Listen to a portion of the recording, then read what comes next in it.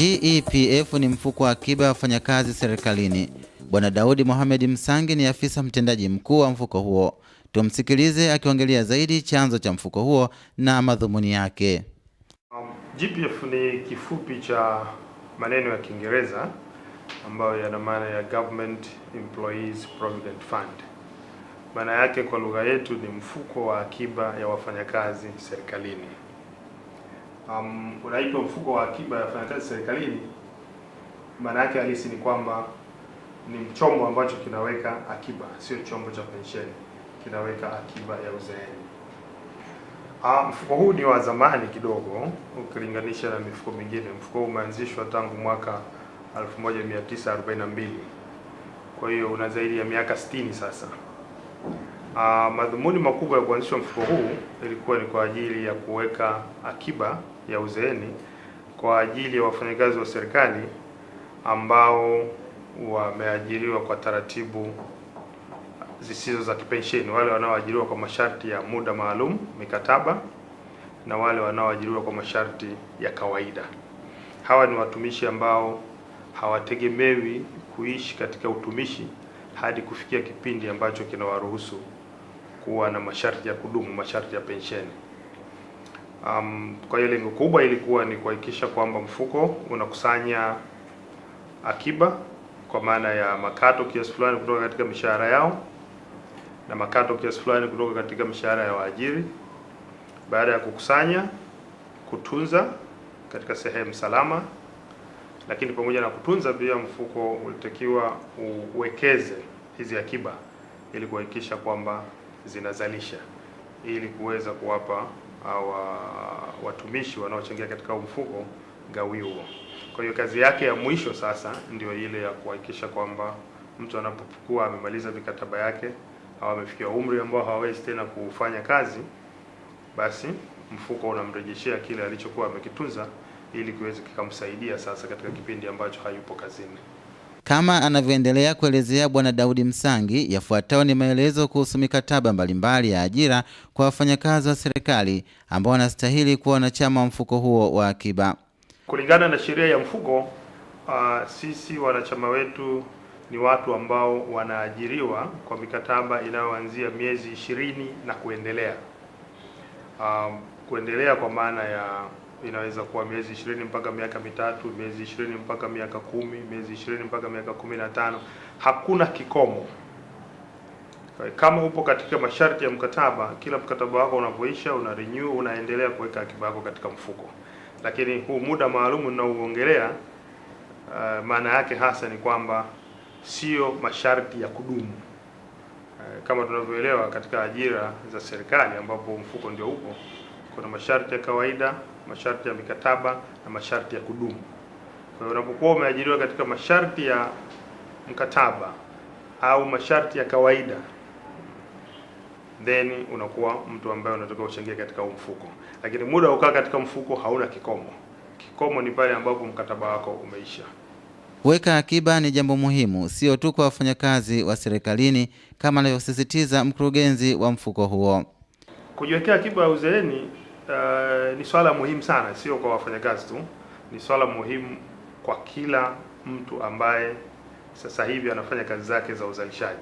Kwa bahati mbaya mpaka sasa hivi bado tunawalenga wafanyakazi wa mishahara, lakini lengo letu baadaye ni kufika hata kwa wafanyakazi wasio wa mishahara, kwa sababu kila mtu, wewe au mimi na Mtanzania yoyote, na kwa kweli binadamu yoyote, ni lazima kujiwekea akiba. Sasa kwa nini ni muhimu kujiwekea akiba? Umuhimu unakuja kwamba sasa hivi unafanya kazi, una nguvu zako zote, akili yako inafanya kazi vizuri, una maradhi, unapata mshahara au unapata faida kutoka katika biashara zako. Lakini jinsi unavyokwenda, binadamu anapoanza kufika miaka 60, 65, 70, ule uwezo wake wa kuzalisha unapungua. Hapo ndipo umuhimu wa akiba unapokuja, kwamba kile kipindi ambacho sasa huwezi kuzalisha kama ulivyokuwa mwanzo, hii akiba ikusaidie uweze kuendelea kuishi maisha ambayo kidogo yanafanana na yale ya wakati ambapo ulikuwa unafanya kazi. Huu ndio umuhimu pekee wa kuweka akiba, na kwa kweli unaenda zaidi ya wafanyakazi. Ili kujiunga na GEPF, yafuatayo ni mambo muhimu ambayo mwanachama anatakiwa kuzingatia. Kujiunga na mfuko wa akiba wa wafanyakazi serikalini, hakuna masharti magumu sana sasa hivi, kwa sababu tunashughulika na wafanyakazi walio katika ajira ya mishahara. Kwa sharti la kwanza ni kwamba uwe na ajira ambayo inakupa mshahara kwa mwezi, uwe umeajiriwa katika sekta ambayo inaeleweka na kwamba inajulikana unalipwa nini kwa mwezi. Lakini ukishakuwa katika hiyo ajira, kulingana na sheria yetu ya sasa hivi, sasa lazima ajira yako iseme wazi kwamba wewe ni mtu wa mkataba au wewe ni mtu wa masharti ya kawaida. Na hadi sasa labda sharti lingine kubwa ni kwamba lazima uwe ni mfanyakazi wa serikali au taasisi za serikali. Kwa taasisi hapa nina mifano kama tume mbalimbali za serikali, tume za kudumu hizi, mamlaka mbalimbali za serikali, mamlaka ambazo zinafanya kazi kwa muda mrefu. Kama nilivyosema, lazima ajira iwe miezi 20 na kuendelea. Lakini pia miradi ya pamoja ya maendeleo ambayo inatekelezwa na serikali na wafadhili mbalimbali. Miradi mingi inachukua miaka 3, 4, 5, inakwenda zaidi ya miezi 20. Kwa hiyo kubwa ni hilo, kwamba uwe na ajira inayoeleweka, iwe ya mikataba au iwe katika masharti ambayo sio ya pensheni. Watu wengi wamekuwa wanashindwa kutofautisha kati ya mfuko wa GEPF na mfuko wa PSPF. Wakati mfuko wa GEPF unashughulika zaidi na akiba, mfuko wa PSPF unashughulika na pensheni za wafanyakazi wa serikali. Tumsikilize mkurugenzi akibainisha zaidi tofauti hizo kwa umakini. Kama unavyoona, hii mifuko, mmoja unaitwa akiba, mmoja unaitwa pensheni. Kwa hiyo tayari moja ndiyo tofauti kubwa. Mfuko wa PSPF ni mfuko wa pensheni kwa watumishi wa umma.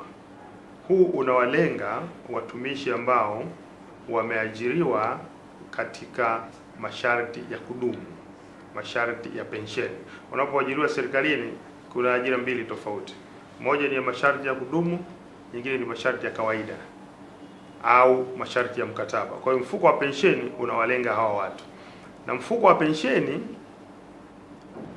ili uweze kupata mfuko wa pensheni, maana yake ni kwamba utakapofikia mahali ambapo umestaafu, huu mfuko utakulipa sehemu ya pesa yako kwa mfumo wa akiba tunaotoa sisi, lakini pia huu mfuko utakulipa pensheni kila mwezi.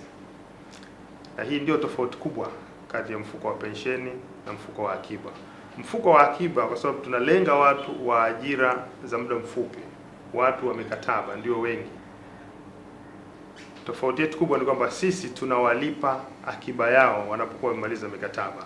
Na akiba yao maana yake ni kwamba tunawarudishia michango yao, tunawarudishia michango ya mwajiri, alafu pia tunawapa na faida ambayo tumekuwa tunawapa kipindi chote ambacho wamekuwa kwenye mfuko. Sasa mifuko ya pensheni kama PSPF hawatoi faida. Wao wakishakupa gratuity sehemu ya pesa yako mara moja, then wanaendelea kukupa pensheni ya kila mwezi. Sasa hii ndio inachukua nafasi ya ile faida ambayo sisi tumekuwa tunakupa siku unapoondoka. Kwa hiyo kwa kweli tofauti kubwa ni kwamba hawa wanakwenda mpaka wanalipa pensheni, sisi tunaishia katika akiba. Na tunaishia katika akiba kwa sababu wafanyakazi wetu, wanachama wetu ni wale ambao hawakai kwa muda mrefu. Watu wanaochangia kwetu ni watu wanaokaa kwa muda mfupi, kwa hiyo hawafikii ule muda wa kuwa pensionable.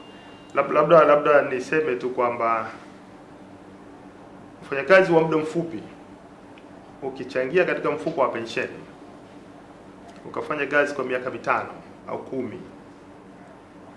hutapata pensheni, utalipwa kwa mtindo ambao tunalipa sisi. Ili upate pensheni lazima uwe umechangia kwa kipindi fulani. Kwa mfano PSPF lazima uwe umechangia miaka 15. Hapo ndio unakuwa sasa umehitimu kufikia ile masharti ya pensheni. Kwa hiyo ndio maana sisi tunashughulika na hawa watu wa muda mfupi ambao hata wangekuwa kwenye mfuko wa pensheni bado wangelipwa kwa utaratibu wa akiba. Wakati ambapo mfanyakazi wa serikali ambaye ameajiriwa katika masharti ya kawaida anastahili kujiunga katika mfuko wa akiba, ni tofauti kwa mfanyakazi aliyeajiriwa kwa masharti ya kudumu, kama anavyoelezea Bwana Daudi Msangi. Ukisema masharti ya kudumu na masharti ya kawaida, masharti ya kudumu maana halisi ni kwamba umeajiriwa kama mtumishi wa kudumu, utakaa na hii ofisi mpaka utakapofikia umri wa kustaafu kwa miaka ambao kwa sasa hivi ni miaka 55 kwa kupenda mtu mwenyewe, au miaka 60 kwa lazima. Kwa hiyo huyu mtu haya masharti yanamfunga, na akitaka kuondoka katika ofisi sasa kuna taratibu za kufanya ili aondoke kabla. Sasa haya masharti pia yanaambatanishwa pia na masharti ya kulipwa pensheni. Ukikiuka, usipotaka kukaa kwa masharti ya kudumu ya miaka 55 au 60, maana yake ni kwamba utakapoondoka hata utaratibu wako wa kulipa pensheni unakuwa tofauti. Sasa kwa upande wa masharti ya kawaida, kama nilivyosema, ni masharti ambayo hayakufunganishi na pensheni. Ni masharti ambayo ni ya mkataba, ni masharti ambayo ni ya muda mfupi. Kwa tafsiri ya utumishi sio ya kudumu, unaweza ukaondoka wakati wowote. Hili ni eneo ambalo linaweza likaelezwa vizuri sana na watu wa utumishi serikalini. Lakini mtu wa masharti ya kudumu ni mtu ambaye analindwa katika masharti ya pensheni, na mtu wa masharti ya muda maalum, masharti ya kawaida, analindwa kwa upande wa akiba ya uzeeni. Baada ya mkataba wa mwanachama ambaye ni mfanyakazi serikalini kumalizika, ili kupata mafao yake atatakiwa atimize mambo yafuatayo. Sharti letu kubwa ni kwamba tupate barua ya mwajiri, na tukishapata barua ya mwajiri ya kutuonyesha kwamba mtu amemaliza mkataba, hiyo inatosha sisi kuanza kukokotoa malipo ya mwanachama. Na tunapomaliza, tunachofanya cheki ya mwanachama tunaiwasilisha kwa mwajiri kwa ajili ya kumkabidhi mwanachama. Mfuko umejiwekea wastani wa siku 3 hadi 7 ili kukamilisha kulipa mafao. Tulikuwa baadhi ya malipo tunalipa hadi kufikia mwezi mmoja. Kwa hiyo sasa hivi kwa kweli tumefanikiwa sana hadi kufikia mahali ambapo tunalipa kwa siku 7. Na hili ni kwa sababu mwanzoni kazi zote zilikuwa zinafanyika kwa mikono. Sasa hivi kumbukumbu zetu zote za wanachama tumeshaziingiza katika mtandao wa kompyuta, na ndiyo maana hata ulipaji umekuwa mrahisi sana. GEPF pia inatoa huduma zifuatazo kwa wanachama wake. Huduma yetu kubwa ya kisheria ni kuhakikisha kwamba huyu mtu akimaliza mkataba wake unamlipa michango yake, michango ya mwajiri, na kwa kweli uonyeshe umekuwa unamwekea faida kiasi gani kila mwaka. Haya ni mafao ambayo tunalipa kisheria.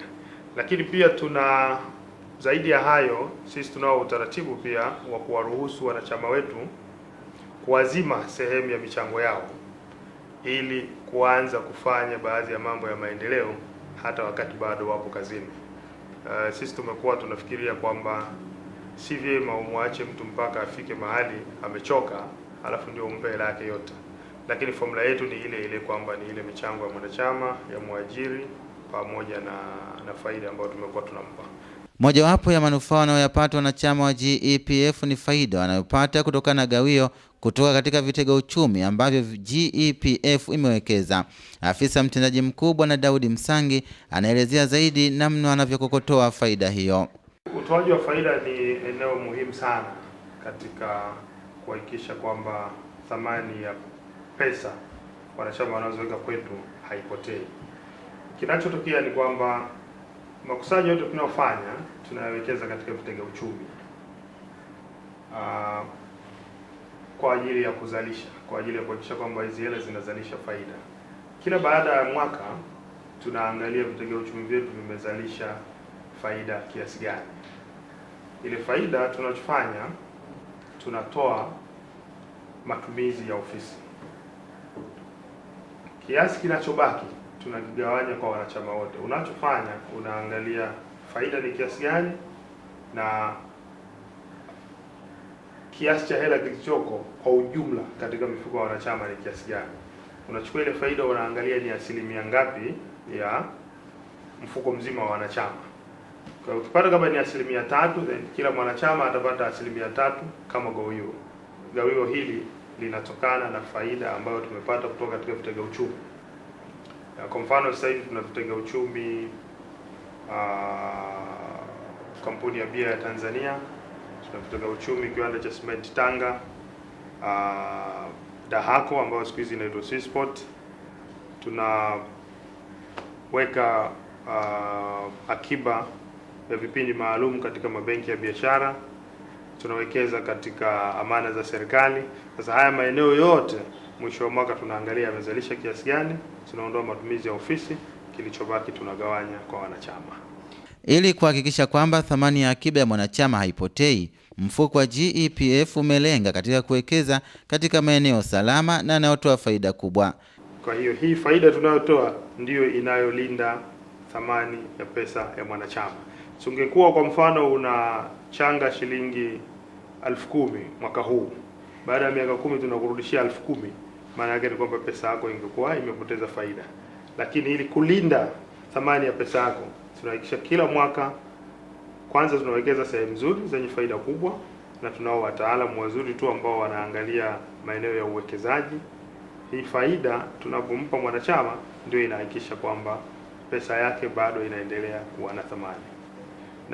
Na kwa wale ambao wamekuwa katika mfuko kwa muda mrefu, wale ambao wameondoka katika siku za nyuma, waliokuwa wanafanya kazi katika mikataba, wanajua kabisa kiasi gani wamepata kwa miaka ambayo wamekuwa na sisi, lakini kiasi kinatofautiana. Kabla ya mwaka 2004 mfuko wa GEPF ulikuwa hauna uongozi unawajibika mbele ya bodi, lakini baada ya hapo uongozi umejiwekea mikakati na malengo ili kuboresha huduma kwa wanachama, kama anavyoelezea afisa mtendaji mkuu huyo. Kitu cha kwanza tulisema lazima tufanye kazi tukiwa na mpango maalum unaoeleweka. Kwa hiyo tulitengeneza mpango wetu wa miaka 5 ambao tutaupitia upya mwezi wa 7 mwaka huu. Lakini pia tukasema lazima tuwe na sera ya uwekezaji. Tuhakikishe kwamba tunajua ni wapi pa kuwekeza, kwa viwango gani na vitu gani vya kuangalia. Sera hiyo sasa huu ni mwaka wa 2 tunaitumia. Haya mawili tumeyafanya ili kuhakikisha kwamba utendaji wetu unalenga katika mambo fulani ambayo tumejiwekea. Hata mwanachama akija kesho atauliza, kwenye mpango wenu wa miaka 5 mnasema hivi, kwa nini hamjafanya hivi? Kwa mfano, katika mpango wetu wa miaka 5, moja tulisema tuondokane na utaratibu wa kukokotoa mafao ya wanachama kwa kutumia mikono na calculator za kawaida. Tukasema tuingize taarifa zao zote katika kompyuta na tuweze kufanya kazi katika utaratibu ambao unaendana haraka zaidi. Ndio kama nilivyosema, siku za nyuma tulikuwa tunalipa mpaka mwezi mzima. Sasa hivi tunaweza kulipa ndani ya siku 7. Mafanikio kadhaa yamepatikana katika mfuko wa GEPF. Tunalenga pia kuanzia mwaka kesho kuwa na vitu kama tovuti, ambapo tutaenda mpaka tufikie tovuti ambayo mwanachama anaweza akaingia akatuuliza anachotaka, anaweza akaingia akaona chochote anachotaka kuhusu mfuko. Kwa hiyo tunaboresha pia mawasiliano, lakini tunalenga pia kuwa na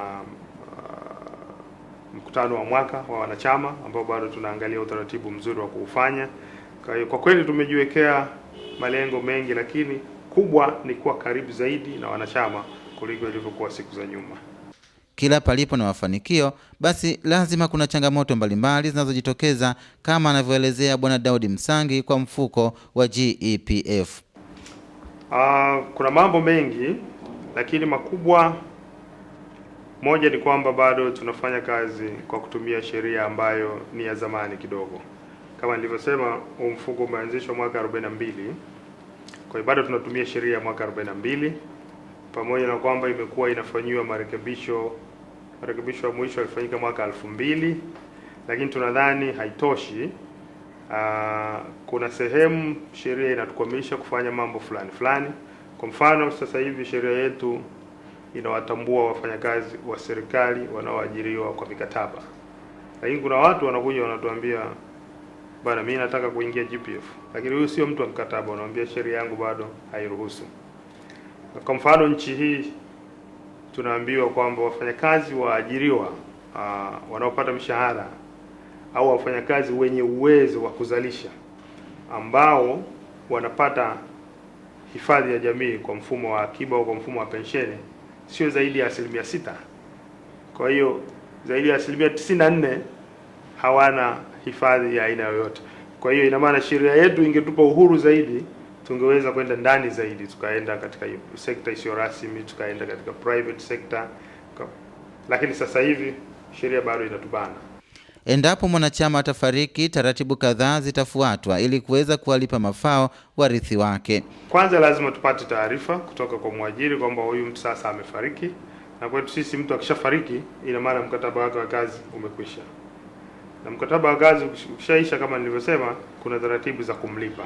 Sasa kwa kuwa huyu kafa, ina maana tutamlipa aliyekabidhiwa kusimamia mirathi. Kwa hiyo hawa waliobaki lazima wafuate taratibu za kimahakama kukamilisha taratibu za mirathi. Baadaye tukishapata taratibu zimekamilika, ni nani anayelipwa, tunakokotoa kile anachotakiwa kulipwa kwa kupitia kwa mwajiri, tunamkabidhi. Kwa hiyo anapofariki mwanachama ndio mwisho wa wanachama wake kwetu, na hatapata tena faida zaidi ya pale. Sisi huwa tunaihesabu kama mkataba wa kazi umekwisha. Matarajio ya baadaye ya mfuko wa akiba ya wafanyakazi GEPF ni kama anavyoelezea afisa mtendaji mkuu. Kwa sisi tunalenga katika kuwa mfuko mkubwa wa akiba ambao kwa kweli utaangalia maslahi ya watu wanaofanya kazi miaka 2, miaka 3, miezi 20, ambao hawa watu kwa standard zote hawapati faida wanaopata kwa kuwa katika mfuko wa akiba. Kama nilivyokueleza, unapokuwa katika mfuko wa pensheni kuna kipindi maalum ambacho lazima uchangie ili uweze kupata ile pensheni ya kila mwezi, na usipokamilisha kuchangia hicho kipindi, ukistaafu kabla hicho kipindi, faida unayopata ni ndogo sana kwa standard zote ukilinganisha na faida inayotolewa na mfuko wa provident. Kwa sisi tunadhani kama mfuko wa akiba tuna kazi kubwa sana ya kuwalenga hawa watu ambao kwa kweli hata siku moja hawatakuwa katika masharti ya pensheni, wanaofanya kazi katika miradi, wanaofanya kazi katika taasisi mbalimbali, zitume, mamlaka mbalimbali. Nadhani mmekuwa mnaona siku hizi ajira nyingi kwenye magazeti ni mikataba miaka 5, miaka 3. Sasa hawa watu wana faida kubwa wanakuwa katika mfuko wa akiba. Afisa mtendaji mkuu wa GEPF Bwana Daudi Msangi anamalizia kwa kutoa ushauri kwa wafanyakazi wa serikali pamoja na waajiri. Kubwa ambalo ningependa niseme kwa kweli ni kwa wafanyakazi wa serikali, wafanyakazi wa taasisi mbalimbali, wa miradi mbalimbali ambao mpaka sasa wanafanya kazi, wanalipwa 100% ya mshahara, wanakwenda nyumbani, wanakula, zinaisha. Hawa watu ambao hawaweki akiba yoyote, nataka niwaambie kwamba kwa kufanya hivyo wanajinyima, moja, michango ya mwajiri, lakini pia wanajinyima faida ambayo tumekuwa tunatoa, na watakuwa tofauti sana na wenzao ambao watamaliza pamoja wajikuta wamejiwekea akiba ya miezi 3 kila mwaka, wakati wao wanaondoka na barua peke yake, mwenzao waliyefanya naye kazi pamoja anaondoka na sehemu ya akiba ambayo itamsaidia. Nilitaka walijue hilo kwamba kwa kutokuchangia katika mifuko ya akiba wanajinyima hiyo nafasi ya kujiangalia baadaye, baada ya kutokuwa na uwezo wa kufanya kazi.